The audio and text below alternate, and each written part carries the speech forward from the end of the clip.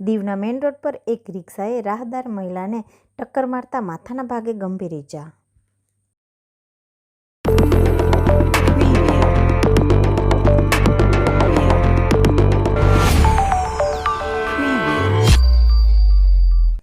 કેન્દ્ર શાસિત પ્રદેશ દીવના માછીવાડા મેઇન રોડ પર એક પિયાગો રિક્ષાએ રોડ પર ચાલી રહેલી મહિલાને ટક્કર મારતા મહિલા ગંભીર ઘાયલ। દીવના માછીવાડાની રહેવાસી કલાવંતી કમલેશ બામણિયા ઉંમર વર્ષ 32 રોડ પર ચાલીને જઈ રહી હતી ત્યારે અચાનક જ કલાવંતીને રિક્ષા ચાલકે ટક્કર મારેલ।